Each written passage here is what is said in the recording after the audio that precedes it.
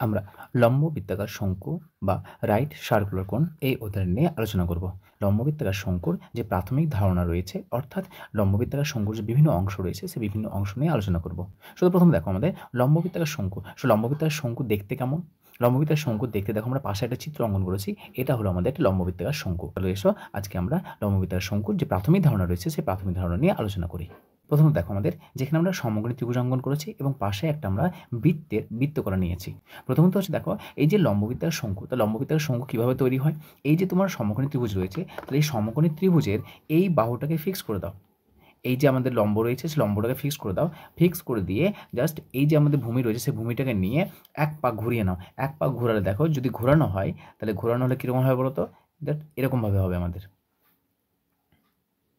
এরকমভাবে আমাদের একটা বৃত্তাকার লম্ব বৃত্তাকার শঙ্কু তৈরি হবে। এখানে আমাদের দেখো এই লম্ব বৃত্তাকার শঙ্কুর আমরা দেখো যদি এটা আমরা জয়েন করি, তাহলে এটা হচ্ছে আমাদের উচ্চতর লম্ব বৃত্তাকার শঙ্কু এবং এটা হচ্ছে আমাদের ব্যাসার্ধ। তাহলে দেখো এটা হচ্ছে একটা সমকোণী ত্রিভুজের মধ্যে দেখতে। তাহলে এই সমকোণী ত্রিভুজ থেকে এই যে সমকোণী ত্রিভুজ আছে, সেই সমকোণী ত্রিভুজকে যদি ভূমিকে আমরা এক পাক ঘোরানো হয়, এটাকে ফিক্স করে দাও। ফিক্স করে যদি আমরা এক পাক ঘুরিয়ে আনি, তাহলে ঘোরানোর ফলে যে চিত্র তৈরি হবে সেটা হচ্ছে আমাদের লম্ব বৃত্তাকার শঙ্কু। আবার দেখো আমরা বৃত্তের যে বৃত্তকলা রয়েছে, দেখো এই বৃত্তকলাটা, এটা হচ্ছে আমাদের বৃত্তকলার, এটা হচ্ছে বৃত্তের ব্যাসার্ধ এবং এটা হচ্ছে বৃত্তকলা। এই বৃত্তকলাকে যদি আমরা ফিক্স করে দেই, তাহলে দেখো এই যে বৃত্তকলা, সেই বৃত্তকলা থেকে আমাদের কী তৈরি হচ্ছে? একটা আমাদের লম্ববৃত্তাকার শঙ্কু তৈরি হচ্ছে। তাহলে এই যে লম্ববৃত্তাকার শঙ্কু, সেই লম্ববৃত্তাকার শঙ্কুর আমাদের যে উচ্চতা রয়েছে, সেই উচ্চতা হলো আমাদের এই সমকোণী ত্রিভুজের উচ্চতা। তাহলে প্রথমত আমাদের যে লম্ববৃত্তাকার শঙ্কু আছে, সেই লম্ববৃত্তাকার শঙ্কু যে প্রাথমিক বিষয়গুলো রয়েছে, সেই বিষয়গুলো একটু দেখে নাও। প্রথমত দেখো এই যে আমরা অঙ্কন করেছি, এটাকে বলা হয় আমাদের লম্ববৃত্তাকার শঙ্কুর উচ্চতা। তাহলে আমাদের নাম দাও এ বি সি। তাহলে আমাদের এ বি সমান লম্ব বৃত্তাকার এ বি সমান উচ্চতা, বিসি যেটা রয়েছে, সেই বিসি হলো আমাদের ব্যাসার্ধের দৈর্ঘ্য।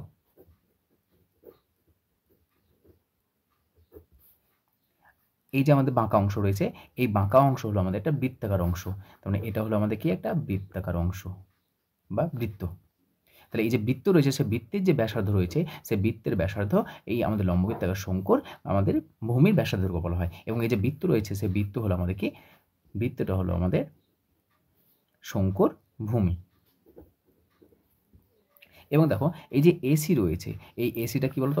এই এসি হলো আমাদের যে সমকোণী ত্রিভুজের যে অতিভুজ, সেই অতিভুজটা এখানে আমাদের লম্ববৃত্তাকার শঙ্কুর ক্ষেত্রে আমাদের তির্যক উচ্চতা। তার মানে এসি সমান তির্যক উচ্চতা।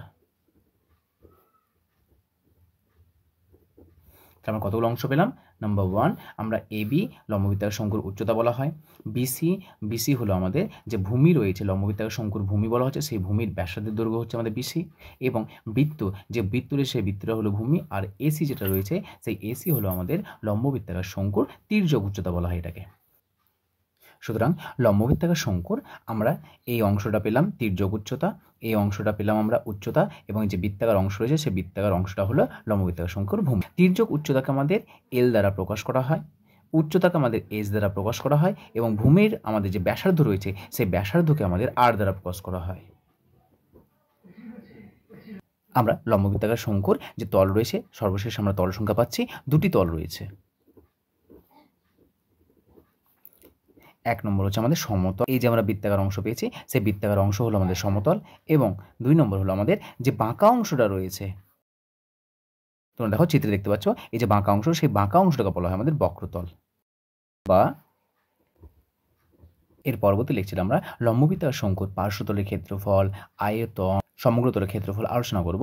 তার জন্য আমাদের লম্ববৃত্তাকার শঙ্কুর যে প্রাথমিক ধারণা, অর্থাৎ লম্ববৃত্তাকার শঙ্কুর কোনটাকে তির্যক উচ্চতা বলা হয়, কোনটাকে উচ্চতা বলা হয়, ভূমি কোনটা, ভূমির ব্যাসার্ধ কোনটা, তারপরে কতগুলো তল রয়েছে, একটা সমতল রয়েছে, একটি বক্রতল বা পার্শ্বতল রয়েছে, এই সকল প্রাথমিক বিষয়গুলি আমাদের জানা প্রয়োজন। লম্ববৃত্তাকার শঙ্কুর বক্রতলের ক্ষেত্রফল নিয়ে আলোচনা করব। সেটা দেখো আমাদের লম্ববৃত্তাকার শঙ্কুর বক্রতলের ক্ষেত্রফল বা পার্শ্বতলের ক্ষেত্রফল, এটা হলো আমাদের লম্ববৃত্তাকার শঙ্কুর চিত্র। এবং এই যে লম্ববৃত্তাকার শঙ্কু রয়েছে, সেই লম্ববৃত্তাকার শঙ্কুর ভূমি হচ্ছে আমাদের নিচেরটা, এবং এই ভূমির ব্যাসার্ধ দৈর্ঘ্য আমরা আর ধরে নিচ্ছি। এটাকে বলা হয় লম্ববৃত্তাকার শঙ্কুর উচ্চতা, এটা এইচ। এবং এই যে আমাদের বাঁকা অংশ রয়েছে, যেটা আমাদের সমকোণী ত্রিভুজের অতিভুজ, সেই অতিভুজ, এটাকে আমাদের এল বলা হচ্ছে, এবং এই এল হলো আমাদের লম্ববৃত্তাকার শঙ্কুর তির্যক উচ্চতা। তাহলে প্রথমে ধরে নাও যে ধরি লম্ব বৃত্তাকার শঙ্কুর ভূমির ব্যাসার্ধ সমান r একক,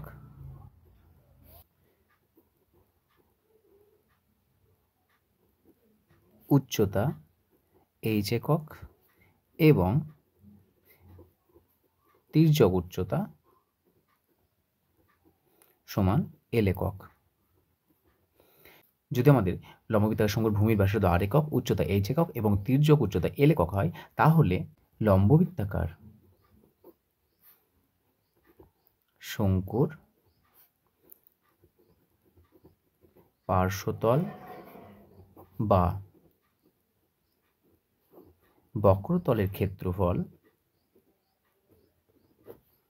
সমান, এটা মনে রাখবে যে পাই আর এল বর্গ একক। সো এটা হচ্ছে আমাদের যে কোনো লম্ববৃত্তাকার শঙ্কুর পার্শ্বতল বা বক্রতলের ক্ষেত্রফলের সূত্র। এই সূত্রের সাহায্যে আমরা যে কোনো লম্ববৃত্ত যে পার্শ্বতলের ক্ষেত্রফল বা বক্রতলের ক্ষেত্রফল কত হয় আমরা এই সূত্রের সাহায্যে নির্ণয় করব। যেখানে আমরা জানি পায়ের মান 22/7 বা 3.14, এই মানটা বসে আমরা যে কোনো লম্ববৃত্তাকার শঙ্কুর পার্শ্বতলের ক্ষেত্রফল নির্ণয় করব। দেখো আমাদের প্রশ্ন বলে দিয়েছে যে লম্ববৃত্তাকার শঙ্কুর ভূমির ব্যাসার্ধের দৈর্ঘ্য বলে দিয়েছে 7 সেমি এবং তির্যক উচ্চতা বলে দিয়েছে আমাদের 12 সেমি। তাহলে লম্ববৃত্তাকার শঙ্কুর পার্শ্ব ক্ষেত্রফল কত হবে হিসাব লিখতে পারছে। তাহলে প্রদত্তগুলো লিখে নাও। প্রথমে প্রদত্ত লম্ববৃত্তাকার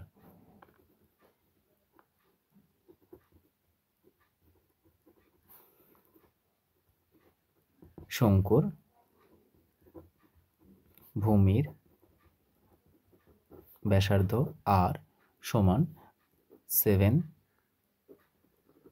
সেমি এবং তির্যক উচ্চতা ব্র্যাকেটে l বলে দিয়েছে আমাদের 12 সেমি। তাহলে অতএব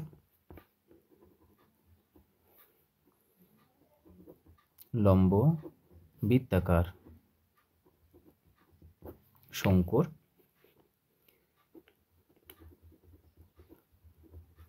পার্শ্বতল বা বক্রতলের ক্ষেত্রফল, ফর্মুলা বসে লিখো পাই আর এল বর্গ সেমি। তাহলে পায়ের মান বসাও, পায়ের মান 22/7 ইন্টু আর ব্যাসার্ধ বলে দিয়েছে 7 সেমি ইন্টু এল এর মান বলেছে 12 সেমি, 12 বর্গ সেমি। এর একটু কাটাকাটি করো, কাটাকাটিগুলো কত আসছে আমাদের 7-এর সঙ্গে 7 কাটছে, তাহলে থাকছে আমাদের 22 মাল্টিপ্লাইড বাই 12 বর্গ সেমি। তাহলে 22-এর সঙ্গে 12কে মাল্টিপ্লাই করে নাও, 22 12, এটা হচ্ছে আমাদের 2 4 4 6, এটা হচ্ছে আমাদের 4 6 2, তাহলে 264 বর্গ সেমি, 264 বর্গ সেমি। তাহলে আমাদের যে লম্ববৃত্তাকার শঙ্কুর ব্যাসার্ধের দৈর্ঘ্য 7 সেমি এবং তির্যক উচ্চতা 12 সেমি, তাহলে লম্ববৃত্তাকার শঙ্কুর পার্শ্বতল বা বক্রতলের ক্ষেত্রফল কত পেলাম 264 বর্গ সেমি। তাই শুধুমাত্র যে সূত্র রয়েছে সেই সূত্রের সাহায্যে আমরা যে কোনো লম্ববৃত্তাকার শঙ্কুর পার্শ্বতলের ক্ষেত্রফল আমরা নির্ণয় করতে পারি। তাহলে বক্রতল বা পার্শ্বতলের ক্ষেত্রফল পাই আর এল, এই যে সূত্র রয়েছে যেখানে আর ভূমির ব্যাসার্ধের দৈর্ঘ্য এবং এল হচ্ছে আমাদের তির্যক উচ্চতা, এই সূত্রটা শুধু মনে রাখবে। লম্ববৃত্তাকার শঙ্কুর যে সমগ্র তল রয়েছে সেই সমগ্র তলের ক্ষেত্রফল নিয়ে আলোচনা করব। যে ধরি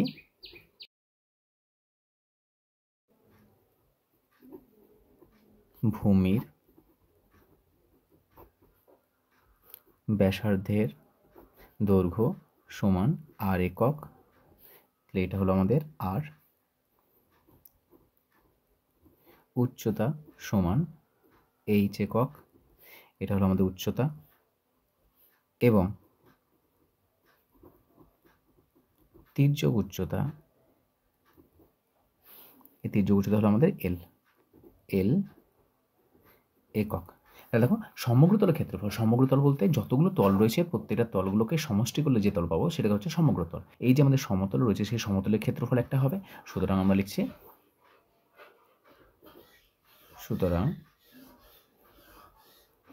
লম্ব বৃত্তাকার চোঙের সমগ্র তলের, একটা হচ্ছে সমতলের ক্ষেত্রফল, বক্রতলের ক্ষেত্রফল। তাহলে এই যে সমতল রয়েছে সেই সমতলটা দেখতে কেমন? সমতলটা হচ্ছে বৃত্ত এবং আমরা জানি বৃত্তের ক্ষেত্রফল, সুতরাং সমতল হচ্ছে আমাদের বৃত্তের ক্ষেত্রফল প্লাস বক্রতল বা পার্শ্বতল। তাহলে বক্রতল কোনটা আমাদের? এই যে বাঁকা অংশ রয়েছে আমাদের, সেই বাঁকা অংশের ক্ষেত্রফল আমাদের। তো এটা হচ্ছে আমাদের বক্রতলের ক্ষেত্রফল। তাহলে দেখো সমতল বৃত্তের, আমরা জানি বৃত্তের ব্যাসার্ধ যদি আর একক হয় তাহলে বৃত্তের ক্ষেত্রফল কত হয়? পাই আর স্কোয়ার। প্লাস বক্রতলের ক্ষেত্রফল আমরা জানি, বক্রতলের ক্ষেত্রফল হচ্ছে পাই আর এল বর্গ একক। সুতরাং আমরা বৃত্তের ক্ষেত্রফল পাই আর স্কোয়ার এবং বক্রতলের ক্ষেত্রফল আগে লিখেছিলাম, আমরা বক্রতলের ক্ষেত্রফল নিয়ে আলোচনা করেছি এবং আমরা জানি বক্রতলের ক্ষেত্রফল হলো পাই আর এল বর্গ একক। সুতরাং আমরা এখান থেকে পাই আর কমন নিতে পারি, তাহলে পাই আর কমন নিলে আসছে আমাদের আর প্লাস এল বর্গ একক। তাহলে আমাদের যে কোনো লম্ববৃত্তাকার শঙ্কুর যদি ব্যাসার্ধের দৈর্ঘ্য, উচ্চতা এবং তির্যক উচ্চতা মান দেওয়া থাকে তাহলে এই ফর্মুলার সাহায্যে, এই সূত্রের সাহায্যে আমরা যে কোনো লম্ববৃত্তাকার শঙ্কুর সমগ্র তলের ক্ষেত্রফল নির্ণয় করতে পারি। এটা আমাদের লম্ববৃত্তাকার চোঙ না, লম্ববৃত্তাকার শঙ্কু। তাহলে শুধুমাত্র এই ফর্মুলাটাকে মনে রাখবে। দেখো আমাদের প্রথম প্রশ্ন বলে দিয়েছে যে লম্ববৃত্তাকার শঙ্কুর ভূমির ব্যাসার্ধের দৈর্ঘ্য 5 সেমি এবং তির্যক উচ্চতা 9 সেমি, তাহলে তার সমগ্র তলের ক্ষেত্রফল কত হবে হিসাব করে লিখতে বলেছে। তার প্রদত্ত আমরা লিখে নিয়েছি লম্ববৃত্তাকার শঙ্কুর ভূমির ব্যাসার্ধের দৈর্ঘ্য আর সমান 5 সেমি, তির্যক উচ্চতা এল সমান 9 সেমি। তাহলে অতএব লম্ব বৃত্তাকার শঙ্কুর সমগ্র তলের ক্ষেত্রফল সমান, ফর্মুলা লিখো পাই আর প্লাস এল। মানগুলো বসাও, পায়ের মান 22/7 ইন্টু আর এর মান 5 ইন্টু এল এর মান 9 বর্গ সেমি। তো 22/7 ইন্টু 5 ইন্টু 5 আর 9 14 বর্গ সেমি। কাটাকাটি করো, 7-এর সঙ্গে 14 কাটছে, 7 2 14 সমান 22 ইন্টু 5 2 10 বর্গ সেমি। তো এটার সঙ্গে গুণ করলে আসছে আমাদের 220 বর্গ সেমি। তাহলে যে লম্ববৃত্তাকার শঙ্কুর ভূমির ব্যাসার্ধের দৈর্ঘ্য আর 5 সেমি, তির্যক উচ্চতা এল সমান 9 সেমি, তাহলে সেই লম্ববৃত্তাকার শঙ্কু সমগ্র তলের ক্ষেত্রফল কত পেলাম আমরা? 220 বর্গ সেমি। শুধুমাত্র যে লম্ববৃত্তাকার শঙ্কুর সমগ্র তলের ক্ষেত্রফলের সূত্র রয়েছে সেই সূত্রে প্রয়োগ করে আমরা তার মান বের করলাম। এইভাবে আমরা যে কোনো লম্ববৃত্তাকার শঙ্কুর যদি তির্যক উচ্চতা এবং ভূমির ব্যাসার্ধের দৈর্ঘ্য দেওয়া থাকে তাহলে আমরা তার সমগ্র তলের ক্ষেত্রফল নির্ণয় করতে পারি। লম্ববৃত্তাকার শঙ্কুর আয়তন নিয়ে আলোচনা করব। লম্ববৃত্তাকার শঙ্কুর আয়তন, এই যে এবি রয়েছে, এবি কে আমাদের লম্ববৃত্তাকার শঙ্কুর উচ্চতা বলা হয়, উচ্চতাকে আমরা এইচ দ্বারা প্রকাশ করি। বিসি হলো লম্ববৃত্তাকার চোঙের যে ভূমি রয়েছে সেই ভূমির ব্যাসার্ধ, অর্থাৎ যেহেতু ভূমি একটি বৃত্তাকার অংশ সেই জন্য আমাদের এই যে বিসি রয়েছে সেই বিসিকে বলা হয় আমাদের লম্ববৃত্তাকার শঙ্কুর ভূমির ব্যাসার্ধের দৈর্ঘ্য। সো ব্যাসার্ধকে আমরা আর দ্বারা প্রকাশ করি। এবং এটা যেটা আমাদের এসি রয়েছে অর্থাৎ এ বি সি, দেখো এটা একটা আমাদের সমকোণী ত্রিভুজ, এই সমকোণী ত্রিভুজের এই এসি যেটা রয়েছে, এসি হলো আমাদের অতিভুজ, এই অতিভুজকে আমাদের বলা হয় তির্যক উচ্চতা এবং তির্যক উচ্চতাকে আমরা এল দ্বারা প্রকাশ করি। তাহলে প্রথমে আগে এই যে আমাদের লম্ববৃত্তাকার শঙ্কু অঙ্কন করেছি সেই লম্ববৃত্তাকার শঙ্কুর বিভিন্ন অংশগুলোকে ধরে নিই। ধরে নাও, ধরি লম্ববৃত্তাকার শঙ্কুর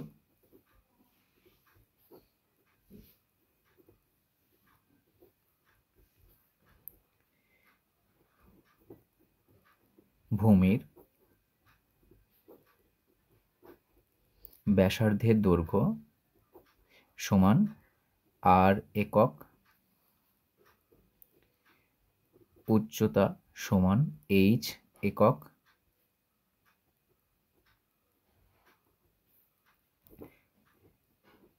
তির্যক উচ্চতা সমান এল একক।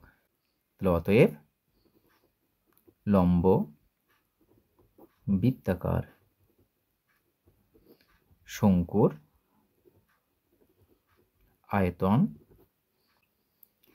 1/3 পাই আর স্কোয়ার এইচ ঘন একক।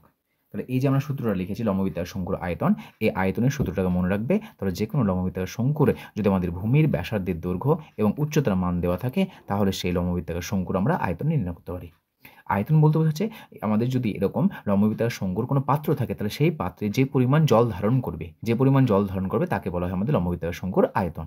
দেখো আমাদের প্রশ্নে বলে দেওয়া আছে যে একটি লম্ববৃত্তাকার শঙ্কুর আকৃতি ফ্লাক্সের উচ্চতা বলে দিয়েছে আমাদের 9 ডেসিমিটার এবং তার ব্যাসার্ধের দৈর্ঘ্য বলে দিয়েছে আমাদের 7 ডেসিমিটার। তাহলে ওই ফ্লাক্সে কি পরিমাণ জল ধারণ করবে হিসাব করে লিখতে বলেছি। দেখো জল ধারণ করবে, তার মানে জল ধারণ করবে বলতে আমরা কি বুঝি? আয়তন। তাহলে আমাদের আয়তনের পরিমাণ নির্ণয় করতে হবে। তাহলে প্রথমে প্রদত্তগুলো লিখে নাও। প্রদত্তগুলো লিখে নিলাম। প্রদত্ত শঙ্কু আকৃতি ফ্লাক্সের ভূমির ব্যাসার্ধের দৈর্ঘ্য 7 সেমি এবং উচ্চতা 9 সেমি বলে দিয়েছে। তাহলে ভূমির ব্যাসার্ধ আর এর মান বলে দিয়েছে, উচ্চতা এইচ এর মান বলে দিয়েছে। তাহলে ফ্লাক্সে জলের পরিমাণ নির্ণয় করতে হবে। তাহলে অতএব ফ্লাক্সে জলের পরিমাণ সমান আমরা জানি, ফর্মুলাটা লিখে নাও, 1/3 পাই আর স্কোয়ার এইচ ঘন, মানটা বসাও 1/3। দেখো পায়ের মান জানা আছে আমাদের 22/7 ইন্টু আর স্কোয়ার, তার মানে আর 7 দিয়েছে, তাহলে 7-এর স্কোয়ার মানে 7কে দুবার লিখে নাও, 7 × 7 ইন্টু এইচ এর মান বলে দিয়েছে আমাদের 9। মানটা বসিয়ে ক্যালকুলেট করো। 7-এর সঙ্গে একটা 7 কাটছে, 3-এর সঙ্গে 3 কাটছে, এখানে থাকছে আমাদের 22, 22 ইন্টু 3 7 21, 21 থাকছে। তাহলে 22 আর 21কে গুণ করে নাও, 22 21 গুণ করলে কত আসছে আমাদের 2 4 2 2 4 6। তাহলে এটা আসছে আমাদের 2 6 4 462। সমান এটা আসছে আমাদের 462 ঘনসেমি।